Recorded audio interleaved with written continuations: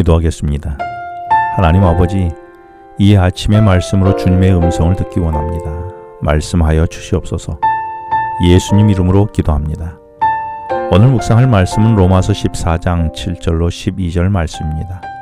오늘 본문 중에 7절부터 9절 사이에서 위하여라는 단어가 5번 나옵니다. 이 말은 이 세상에 있는 모든 물건들을 어떤 목적을 위하여 존재한다는 말이지요. 그런데 중요한 것은 그 만들어지는 목적이 그 물건 자체에 있는 것이 아니라 그 물건 밖에서 물건을 다루는 사람에게 있다는 것입니다. 예를 들어 칼은 음식을 만들기 위한 것이지만 그것은 칼을 위해 만든 것이 아니라 칼을 사용하는 사람들을 위하여 만든 것입니다. 또 의자를 만드는 목적은 그 의자를 위하여 의자를 만드는 것이 아니지요. 그 의자를 앉으려는 사람을 위한 것이었습니다. 사람도 마찬가지입니다. 사람은 절대로 우연히 만들어진 존재가 아니라 어떤 목적을 위하여 만들어진 존재입니다. 그렇다면 그 목적이 무엇일까요? 그 대답을 7절에서 누구든지 자기를 위하여 사는 자가 없고 자기를 위하여 죽는 자가 없다라고 말씀하며 사람이 만들어진 목적도 자기를 위해 살고 자기를 위해 죽으면 자기를 위한 목적으로 태어나 살아가는 것이 아니라고 말씀합니다. 그런데 이렇게 사는 자들이 누구라고 했냐면 7절에 우리 중에 누구든지라고 했습니다. 이는 예수님의 십자가의 은혜로 구원받은 그리스도인들을 말하고 있습니다. 따라서 그리스도인들은 믿음이 강하든 약하든 혹은 신앙의 연수가 많든 적든 간에 나를 위해 살아가는 삶이 아니라 나 밖에 누군가를 위해 살아가는 사람들이라고 하는 것입니다. 나는 지금까지 누구를 위해 살아왔습니까? 나를 위해서만 살아오지는 않았습니까? 내 삶의 목적도 나를 위해서라기보다 누군가를 위해서 살아가는 인생임을 나는 알고 있습니까? 그렇다면 오늘 내가 누구를 위해서 무엇을 하며 살아가면 좋을까요? 그렇다면 삶의 목적을 내가 아닌 누군가를 위해 살아야 한다고 했다면 누구를 위해 살아가야 하는 것이 마땅할까요? 그 대답을 8절에서 우리가 살아도 주를 위하여 살고 죽어도 주를 위하여 죽나니 그러므로 사나 죽으나 우리가 주의 것이로다 라고 했습니다. 그렇습니다. 내가 살아가는 삶이나 죽는 삶조차도 주님을 위해서 삶을 사는 것이 바로 나의 삶의 목적이 되어야 한다는 것입니다. 그렇게 살아가는 삶이야말로 나의 존재의 바른 목적의 삶이 되고 이것이 나와 다른 사람을 살릴 수 있는 방법입니다. 이렇게 살아갈 때에 비로소 빛의 사람으로 살아갈 수 또한 있는 것입니다.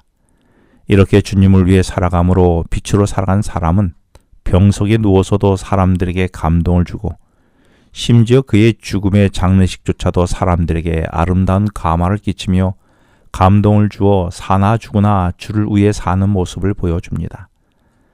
나의 매일의 삶의 목적은 주님을 위한 것이 맞습니까?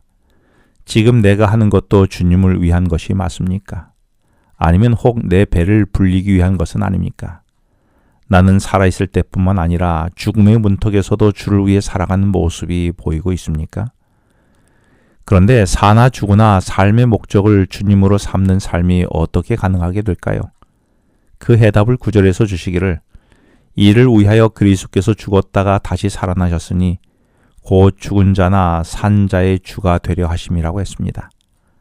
이 말은 주님이 나의 죄를 대신 지고 십자가에 돌아가셨다가 다시 살아나심으로 우리가 이 땅에 살아있을 때뿐만 아니라 죽은 뒤에 우리를 영원한 길로 인도하시는 예수 그리스도로 말미암아 가능하다는 말입니다. 그러므로 내가 내 자신을 위하여 사는 것은 내 자신을 망치는 길이지만 주님을 위해 사는 것은 결국 나를 사랑하는 길이자 나 자신을 살리는 길인 것입니다. 그리고 타인을 사랑하는 길이자 타인을 살리는 길이기도 합니다. 그렇다면 바울은 무슨 이야기를 하고 싶길래 7절부터 9절까지 해서 위하여라는 말을 강조하며 반복해 이야기했을까요? 10절에서 바울은 미숙한 사람의 믿음을 업신여기거나 정죄하지 말라고 했습니다. 왜냐하면 모두가 다 주님을 위해 사는 이들이기 때문이란 것이지요. 그들의 삶의 방향은 이미 주님을 향하여 있기 때문에 그들에게 잘못이 있다면 하나님께서 그들을 성숙한 믿음의 사람으로 세워줄 것이라는 것입니다. 그러면서 바울은 11절에서 이사야 45장 23절을 인용하며 말씀하기를 내가 살았노니 모든 무릎이 내게 꿇을 것이요 모든 혀가 하나님께 자백하리라 하였느니라고 했습니다. 여기서 하나님께 자백한다는 것은 하나님을 찬미하는 것을 말합니다. 이 말은 하나님을 향해 있는 사람이라면 그 신앙이 미숙하든 성숙하든 하나님을 찬미하며 주님을 위해 살아가고 있는 인생이라는 것이죠. 그리고 이어지는 12절은 지금까지의 내용을 결론으로 지으며 말하기를 이러므로 우리 각 사람이 자기 일을 하나님께 사실대로 다 아뢰을 것이라고 했습니다. 따라서 남을 업신여기거나 비판하기 전에 무엇을 행하든지 진실로 주님을 위해 행하고 있는지를 자신을 돌아보며 내가 입으로 주님을 위하여 산다고 말하면서 실제 행동은 내 욕심이나 내 영광을 위해 살지 않는지 돌아보라는 것입니다. 지난날의 나의 삶은 어떻습니까? 말로만 주님을 위한다고 말할 뿐 실제로는 내 욕심을 채우기 위하여 오늘을 살지는 않았습니까? 기도하겠습니다. 하나님 아버지, 저의 삶이 내 욕심을 채우는 삶이 아니라 주님을 위해 사는 삶이 되게 하여 주시옵소서. 예수님 이름으로 기도합니다. 지금은 개인 기도 시간입니다.